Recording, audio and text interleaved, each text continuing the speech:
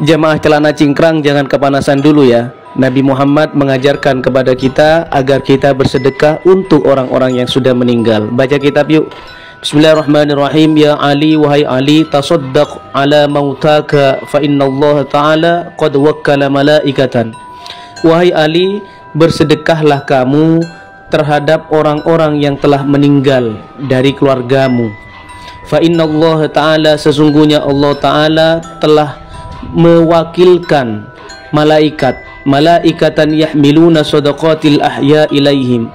Allah telah mewakilkan para malaikat untuk membawa sedekah-sedekah orang-orang yang sedang hidup kepada mereka orang-orang yang sudah mati.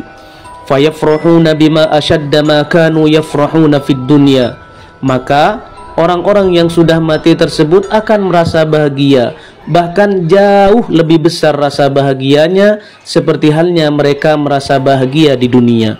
Jadi bahagianya orang yang sudah meninggal jika dikirimi sedekah oleh orang yang masih hidup itu lebih bahagia daripada ketika ia di dunia dan dikasih sedekah atau dikasih sesuatu ketika ia hidup.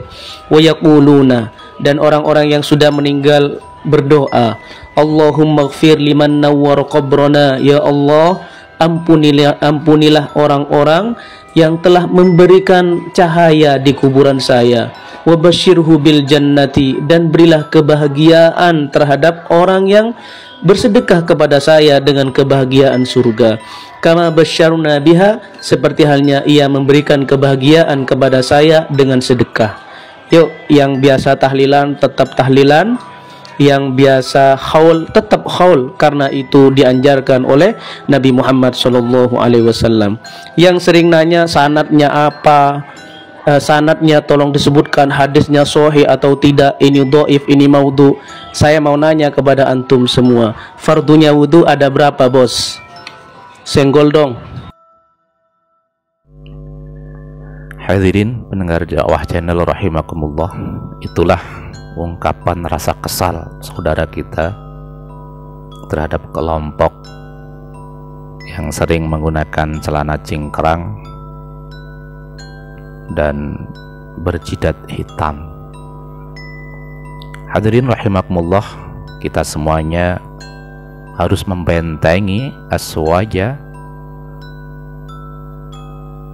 NU dari Wahabi dan Salafi. Jadi virus Wahabi dan Salafi ini sangat berbahaya. Jika kita sudah terkena virus Wahabi, maka kita semuanya akan ringan lidah dalam berucap musyrik, kafir, bid'ah, neraka, dan ucapan-ucapan yang sejenisnya yang membuat telinga kita panas kepada saudara sendiri sesama muslim. Jika kita mengenali gejala-gejala terkena virus Wahabi Salafi ini, dalam pikiran kita segera berobat. Jangan biarkan virus Salafi Wahabi ini berlarut-larut, nanti akan susah diobati. Maka dari itu segeralah mendownload obat antivirus Wahabi. Itulah salah satu kalimat di dunia maya tentang Wahabi dan Salafi. Mungkin si pembuat pernyataan di atas betul-betul menganggap berbahaya terhadap virus Wahabi Salafi atau sekedar guyonan semata.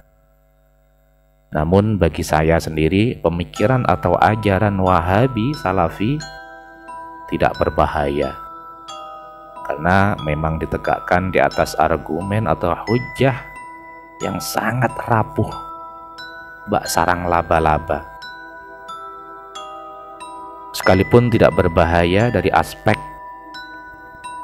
kekuatan hujjahnya, akan tetapi dari aspek sosial, para penganut Wahabi Salafi ini sering membuat statement yang sangat mudah menyulut dan menyeret konflik masyarakat. Untuk alasan yang terakhir, perlu mengemukakan prinsip awal yang harus dipegang oleh setiap umat Islam, yaitu prinsip yang pertama tentang persatuan.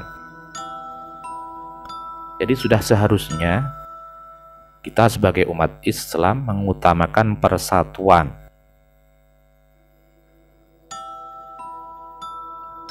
Karena dalam Al-Quran pun dijelaskan antara Muslim satu dengan lainnya adalah saudara. Hadirin wal hadirat rahimakumullah. Jadi selama dia mengaku Muslim dan sama seperti kita mengucapkan kalimat syahadah la ilaha illallah Muhammadur Rasulullah, maka tidak sepantasnya kita dituduh yang macam-macam, seperti ucapan kafir, musyrik, bid'ah, dolalah, finnar, masuk neraka, yang pada akhirnya akan bisa menimbulkan friksi atau perpecahan. Hadirin pendengar dakwah channel rahimakumullah, jadi kita harus menyatakan muak dengan perpecahan umat Islam, karena nanti yang untung pasti orang lain. Kita selaku umat Islam akan buntung. Apalagi di zaman modern ini, umat Islam memang sengaja diadu domba. Prinsip yang kedua, jangan mudah mengumbar tuduhan yang tidak berdasar. Dalam hal ini, kita dapat memberi contoh sikap dan ucapan sekelompok jamaah yang disinggung seperti contoh di atas, yakni Wahabi Salafi. Kelompok ini sering mengklaim, mengaku, atau mungkin sekedar mengaku-ngaku sebagai pihak yang selalu berada di rel kebenaran, selalu mengaku memegang teguh Al-Quran, dan selalu mengaku berjalan di bawah sinaran sunnah Rasul. Padahal sikapnya, ucapannya tidak sejalan sebagaimana ajaran Al-Quran dan tidak pernah disampaikan oleh Rasulullah Sallallahu Alaihi Wasallam.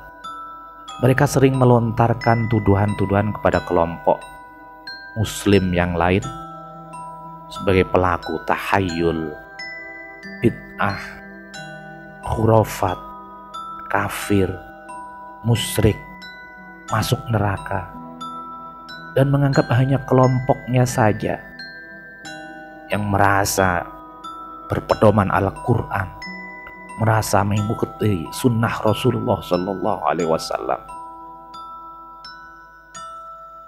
Pada tindakannya tidak selaras dengan prinsipnya yang mengaku memegang teguh Al-Quran.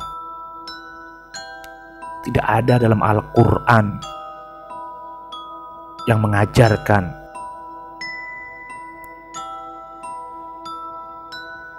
yang berbeda dengannya, menyebutnya kafir, menyebutnya musyrik. Itu tidak ada satupun ayat yang menjelaskan.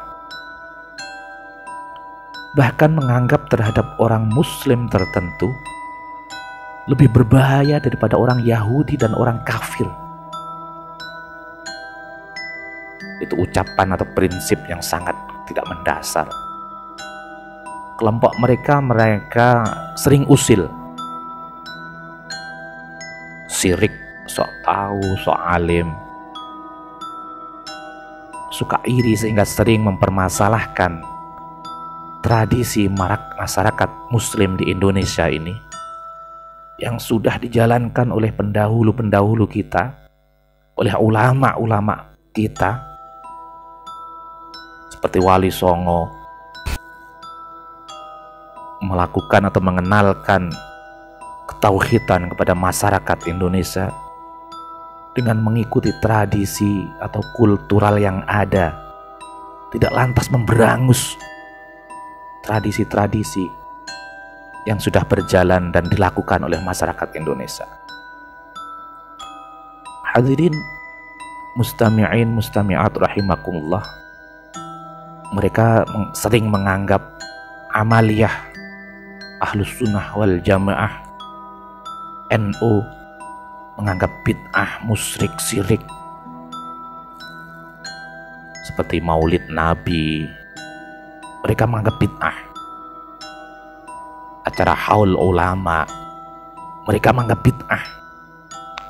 Tahlilan orang yang sudah meninggal, yasinan, mereka menganggap bid'ah. Tibaan, ziarah kubur, kunut subuh, mereka menganggap itu semuanya bid'ah dan pelakunya akan masuk neraka. Rotiban, tawassul, menghadiahkan pahala kepada orang yang sudah meninggal, mereka menganggap bid'ah.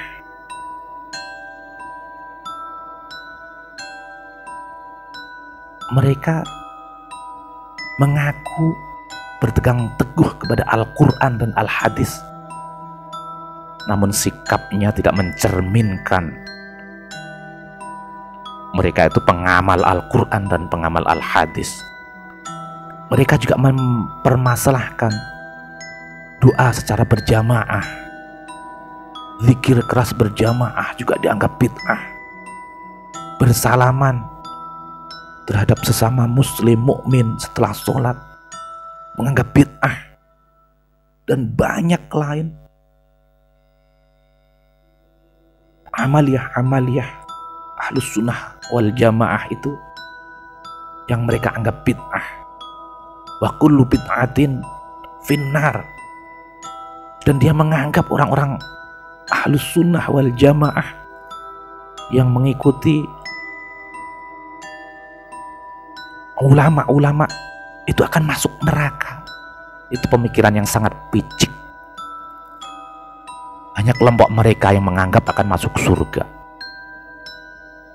Padahal kita tahu penyebaran agama Islam di Nusantara ini dipelopori oleh para alim ulama seperti Wali Songo dengan cara pendekatan mengikuti tradisi-tradisi masyarakat yang ada, kultur yang ada, dengan mendirikan pondok-pondok pesantren yang sudah sejak ratusan tahun. Ada yang sudah sampai 100 tahun, 200 tahun, 300 tahun. Bahkan ada yang sampai 600 tahun pondok pesantren mereka berdiri. Seperti misalnya pondok pesantren Al-Kahfi Sumolangun ini sudah berdiri sejak tahun 1475, 600 tahun yang lalu, menyebarkan agama Islam, menyebarkan ketauhidan kepada masyarakat. Ada yang sudah 300 tahun seperti pondok pesantren Mojosari, Loceret, Nganjuk, Jawa Timur. Jadi ribuan pondok pesantren yang didirikan para alim ulama, mereka menganggap amaliyahnya dianggap bid'ah. Wa kullu bid'atin finnar. Amaliyah para ulama penyebar agama Islam sejak awal mereka anggap bid'ah dan pelakunya akan masuk neraka. Terus kelompok ini sudah berbuat apa di Nusantara ini? Sudah sejak kapan mereka mentauhidkan masyarakat di Nusantara ini? Sudah punya berapa ribu pondok mereka di Nusantara ini? Sejak kapan? Dengan enteng lidah mereka menganggap amaliyah-amaliyah yang sudah dipelopori oleh para alim ulama, Nahdlatul Ulama, menganggap bid'ah, syirik, musyrik, kafir, dan akan masuk neraka. Na'udzubillah, summa na'udzubillah. Hadirin pendengar dakwah channel rahimakumullah, mereka, kelompok ini harus kita sadarkan dengan lemah lembut. Kita anggap saudara, kan tetapi kalau dengan cara yang lemah lembut, diingatkan secara baik-baik, mereka pun masih bersikap seperti itu, ya sesekali kita harus mengingatkan dengan keras. Mungkin perlu dipukul atau sejenisnya yang agak keras.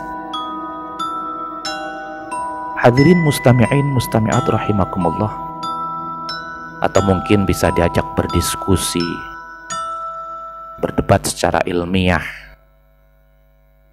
dengan mengambil beberapa referensi yang sudah ada kajian-kajian.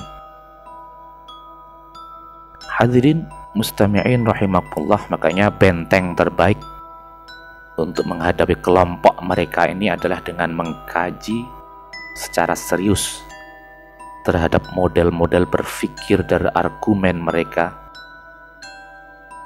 yang sudah mereka lakukan. Hadirin rahimakumullah, dengan argumen mereka inilah, atau paling tidak sangat dianjurkan kepada para santri, remaja, dan para pemuda, bahkan para tetua NU untuk melakukannya, sehingga kita tidak mudah gagap atau bingung, merasa rendah diri ketika berhadapan dengan kelompok Wahabi dan Salafi. Tidak ada alasan bagi kita semua untuk malas membaca, memperbanyak referensi kajian. Padahal pada saat ini buku-buku yang berusaha membedah, membongkar, dan mengkaji secara ilmiah terhadap perilaku kelompok Wahabi Salafi ini sudah sangat banyak. Hadirin mustami'in pendengar dakwah channel rahimakumullah, hal lain yang perlu kita ketahui terkait klaim kebenaran mereka yang dilakukan Wahabi Salafi seperti penjelasan di atas, mendaku sebagai pemegang dan pewaris tunggal terhadap Al-Quran dan Al-Hadis, adalah realitas para pengikut Salafi Wahabi ini masih belum puas. Sebuah kata pun masih perlu direbut dan diserobot. Kata tersebut adalah salaf atau salafi. Kata ini diklaim sebagai hak miliknya, kayak negara jiran yang suka mengklaim milik Indonesia. Kata salaf selalu ditempelkan dalam kajian-kajian mereka dan berupaya diidentikan sebagai madhab mereka, madhab salaf.